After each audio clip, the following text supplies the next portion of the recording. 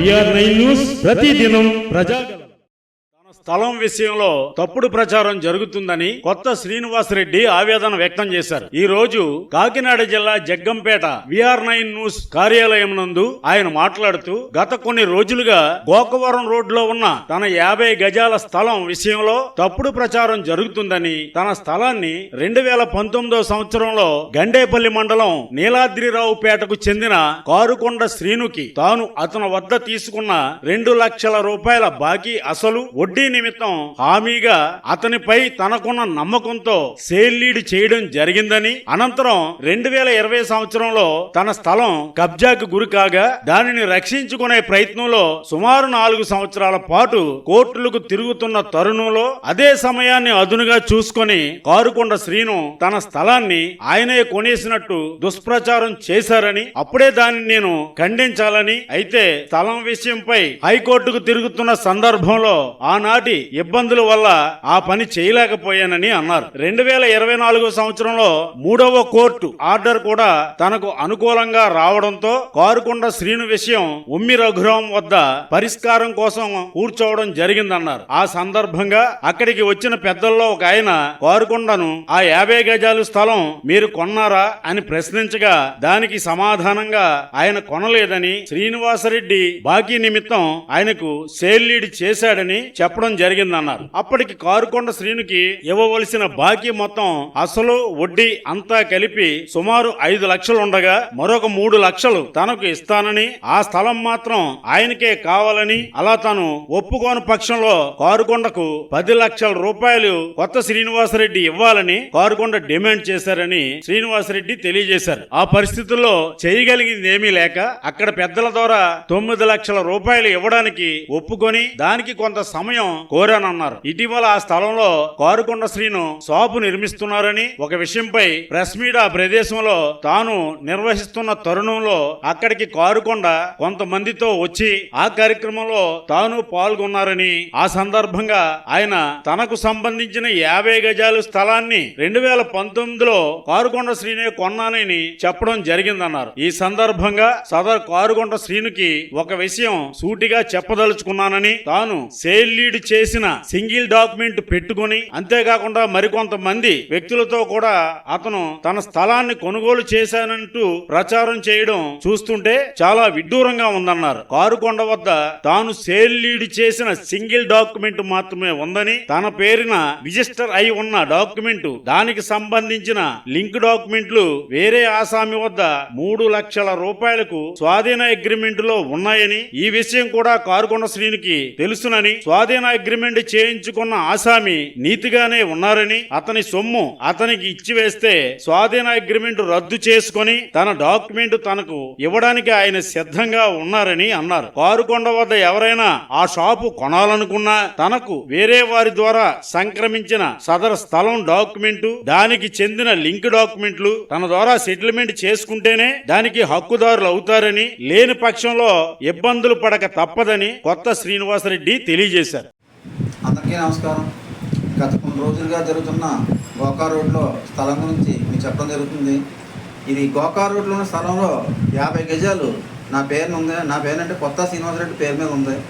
దాన్ని గత 2019లో రాగంపేట నీలాద్రిరావుపేట చెందిన కారుకొండ శ్రీనివాసరావుకి కొంచెం వడ్డీ నిమిత్తం 2 లక్షలు బాకీ పడితే ఆయన ఏమన్నాడంటే, దీని నిమిత్తం మాకు మా సిండికేట్లో ఒప్పుకోవట్లేదండి, సిండికేట్లో మాకు హామీ రాయాలని చెప్పి ఆయన అడగటం. మీకు హామీ రాయమంటున్నారు కాబట్టి నాకు హామీగా నా దగ్గర ఉన్న 50 గజాల డాక్యుమెంట్ ఉంది, నీకు రాస్తానని చెప్పాను. దానికి ఆయన ఎగ్రీ అయిన తర్వాత మేము రిజిస్ట్రార్కి వెళ్ళిన తర్వాత రాయడం జరిగింది. రిజిస్ట్రార్కి వెళ్ళిన తర్వాత అంటే 2 లక్షల రూపాయలకి 3 లక్షలకి 5 లక్షలకి ఏదైనా సరే తనఖా చేస్తే సరిపోద్ది. తనఖా చేస్తే అంటే మీ అందరికీ తెలిసిన విషయమే, డాక్యుమెంట్ ఏదైనా సరే 2 లక్షలు కానీ 3 లక్షలు కానీ 5 లక్షలు కానీ తనఖా చేస్తే మన అప్పు తీర్చేసిన తర్వాత ఏమవుతుందంటే ఆ డాక్యుమెంట్ క్యాన్సిల్ అయిపోద్ది. మళ్ళీ మనకి ఏ డాక్యుమెంట్ అయితే ఉందో అదే డాక్యుమెంట్ నిలబడుతుంది. దాన్ని దృష్టిలో పెట్టుకొని నేనేం చేశానంటే ఆ రోజుని సర్లే అని చెప్పి ఇతనికి 2 లక్షల రూపాయలు వడ్డీ నిమిత్తం మనం ఇవ్వాలి. సేల్ లీడ్ చేశాను. సేల్ లీడ్ అంటే అమ్మేసినట్టు రాసి ఇచ్చేసాను. అమ్మేసినట్టు రాసి ఇస్తే ఏమవుతుందంటే రేపు పొద్దున మనం 2 లక్షల రూపాయలు మనం ఇచ్చేస్తే తిరిగి మనకు రిటర్న్ చేసినప్పుడు ఆ డాక్యుమెంట్ అలా నిలబడుతుంది. రెండో డాక్యుమెంట్ క్యాన్సిల్ అవ్వదు. 2019లో రిజిస్టర్ అయిన తర్వాత 2020లో ఆ స్థలం నాకు కబ్జా అవ్వడం, ఆ కబ్జా అయిన స్థలానికి దాన్ని నేను కాపాడుకోవడానికి 4 సంవత్సరాలు తరబడి 2024 కూడా కోర్టులో హైకోర్టు తిరగడం జరిగింది. 2019లో రాసిన ఈ స్థలాన్ని నీ కోర్టులో ఈ 4 సంవత్సరాలు కోర్టులో తిరగడం వల్ల ఏమైందంటే ఈ మధ్యలో ఈ స్థలాన్ని శ్రీనివాసరెడ్డి గారి దగ్గర కొనేసానని చెప్పి ప్రచారం చేసి మొదలెడితే 2019లో వచ్చిన వైఎస్ఆర్ గవర్నమెంట్ ప్రభుత్వంలో కూడా జ్యోతుల చంటిబాబు గారి దగ్గర కూడా ఈ వ్యక్తి ఈ డాక్యుమెంట్ని ఒరిజినల్ డాక్యుమెంటే పట్టుకెళ్ళి ఇది నీ కొన్నానండి శ్రీనివాసరెడ్డి గారిది 50 గజాలని చెప్పడం కూడా జరిగింది చాలాసార్లు కొన్ని సందర్భాల్లోని. చెప్తుంటే ఇది ఆ నోటో ఈ నోటో నా చెవులు కూడా పడింది. నేను అప్పుడే ఖండించాలి. కాకపోతే ఏంటంటే నాకున్న పరిస్థితులు ఏంటంటే తెల్లాళ్ళు ఎత్తుడికి హైకోర్టు చేస్తాం ఈ డబ్బులు చూసుకోవడం ఈ టెన్షన్లో నేను ఉంటే ఈ ఎవరో నీకు కొనేసానని చెప్పి మేము వడ్డీ నిమిత్తం రాసిన డాక్యుమెంట్ నీకు కొనేసాను తిరగటం ఇవన్నీ చెప్తుంటే ఒకేసారి 2 దిక్కులు పోరాడలేం కాబట్టి మాట్లాడి కూరుకోవడం జరిగింది. దాని మీద వైఎస్ఆర్ గవర్నమెంట్లో అనేక రకాల నాయకుడితో జ్యోతుల చంటిబాబుతో కింద నాయకులతో అందరితో కూడా ఆకలి రాగంపేట నాయకులతో అందరితో కూడా చెప్పడం జరిగింది. చెప్పిన సరే మాట్లాడి కూరుకున్నాను. 2024 7 నెలలో ఆ కోర్టు ఆర్డర్ 3వ కోర్టు ఆర్డర్ కూడా వచ్చింది. ఒక సమస్య క్లియర్ అయింది. అప్పటికి ఒక సమస్య క్లియర్ అయిన తర్వాత సరే ఈ డాక్యుమెంట్ మనం ఇతను రాసి ఇచ్చాం 2 లక్షల రూపాయలు వడ్డీ నిమిత్తం రాసి ఇచ్చాం, ఇతను డాక్యుమెంట్ అమ్మేసాం నీకు కొనేసాను అంటున్నాడు అని చెప్పి కూర్చోవడం జరిగితే అది ఒమ్మి రఘురామ దగ్గర కూర్చోవడం జరిగింది. ఆ మనుషులు మా మనుషులు 50 మంది సమక్షంలో కూర్చోవడం జరిగితే ఆ రోజు ఏం జరిగిందంటే వచ్చిన పెద్ద మనుషులో ఒక పెద్ద మనిషి ఏమన్నారంటే ఏమండి శ్రీనివాసరావు కార్పొరేట్ శ్రీనివాసరావు మీరు కొనేసాను మీరు చెప్తున్నారు, కొత్త శ్రీనివాసరెడ్డి గారు నేను వడ్డీ నిమిత్తం 2 లక్షల రూపాయల నిమిత్తం 50 గజాలు రాశానని చెప్పి ఆయన చెప్తున్నాడు. ఇందులో ఏది నిజం అని చెప్పి ఒక ఆయన పెద్ద మనిషి అడిగాడు.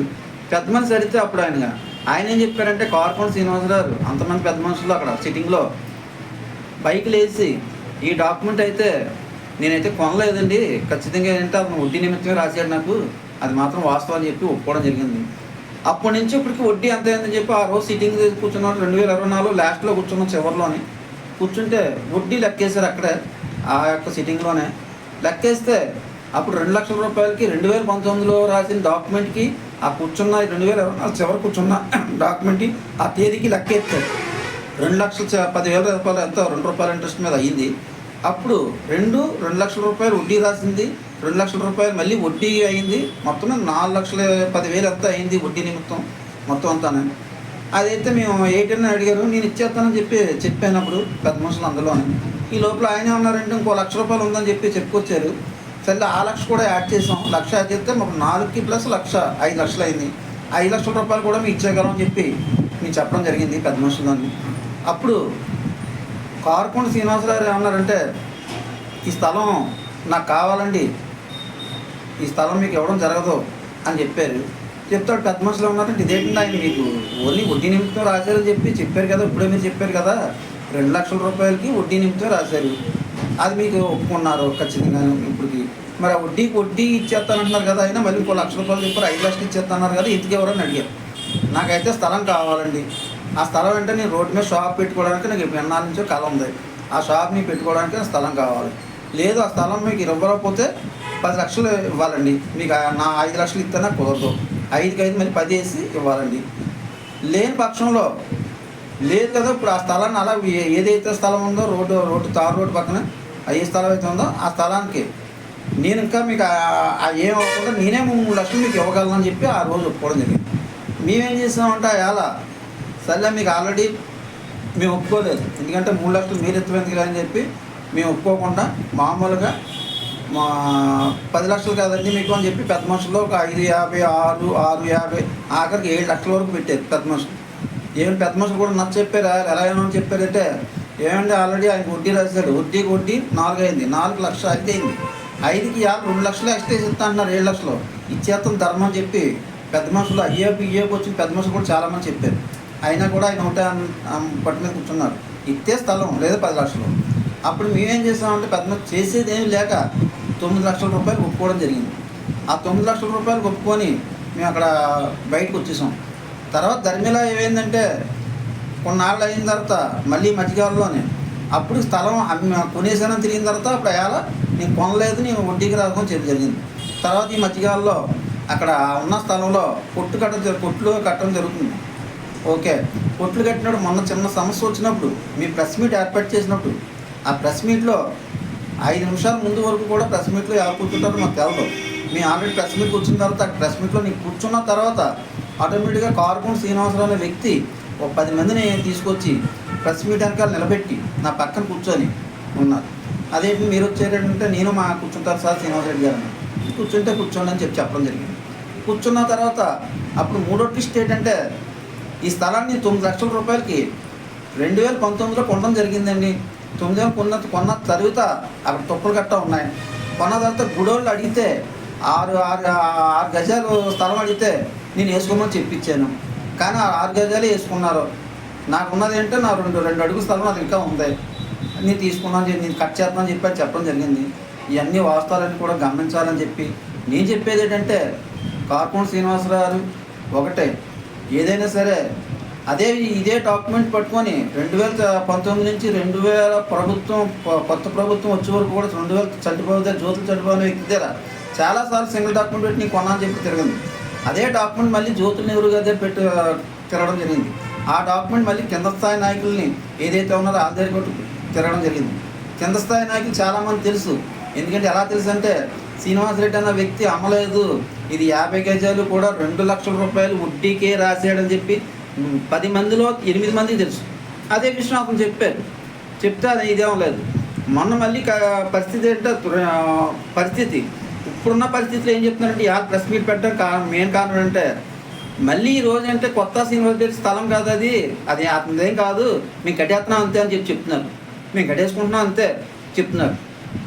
దీని ఏంటంటే ఇవాళ ప్రెస్ మీట్ ద్వారా చెప్పేది ఏంటంటే ఈ 2019లో కారుకుంట శ్రీనివాసరావు అనే వ్యక్తికి ఓన్లీ 2 లక్షల రూపాయలు వడ్డీ నిమిత్తమే రాయడం జరిగింది. ఆ వడ్డీ నిమిత్తం రాసి ఏం చేశానంటే రాసేసానంతే. నా డాక్యుమెంట్ నా పేరున్న డాక్యుమెంట్ ఆయనకి ఇవ్వలేదు. ఎందుకంటే నేను రాసానంతే. రాసిన తర్వాత నేను అడగలేదు అతను, ఎందుకంటే వడ్డీ నిమిత్తమే. నా డాక్యుమెంటు నా ఒరిజినల్ డాక్యుమెంట్ ఎవరిదారంటే వేరే వ్యక్తి దగ్గర 3 లక్షల రూపాయలకి ఉంది. 3 లక్షల రూపాయలకి స్వాధీన అగ్రిమెంట్లో ఉంది.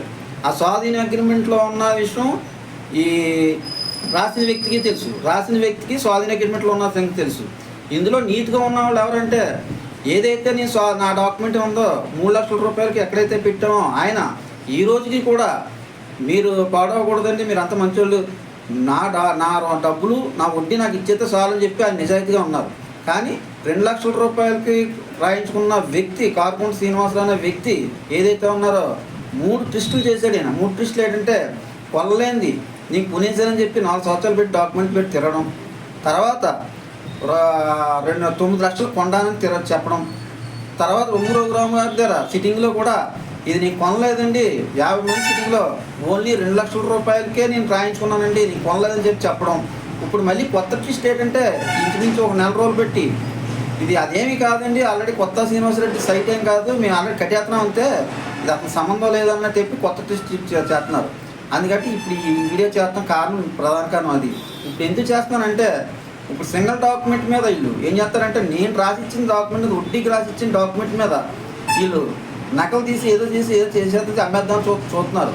కానీ ఒరిజినల్ డాక్యుమెంట్ వేరే వాళ్ళ దగ్గర ఉంది, దాని లింకులో ఒక 6-7 లింకులు ఉన్నాయి. ఆ లింకులు కావాలి. ఇవన్నీ చూసి పొద్దున ఒకవేళ గౌక్కుని ఎవరైనా కొన్నా ఏది చేసినా ఏదైనా ఇంకోటి అద్దెకి తీసుకున్నా ఇంకోటి చేసినా సరే 2 డాక్యుమెంట్లు ఒకటి అవ్వాలండి. 2 డాక్యుమెంట్లు ఒకటి అవ్వాలి. 2 డాక్యుమెంట్లు ఇద్దరమయ్యాని కూడా కొత్త శ్రీనివాసరెడ్డి అనే వ్యక్తి కంపల్సరీ కూర్చోవాలి. కూర్చున్న తర్వాతే ఈ సమస్య తేలుతుంది, సమస్య లేకపోతే తేలదు. ఇదంతా కూడా ప్రజలు గమనించాలని చెప్పి నేను కోరుకుంటున్నాను.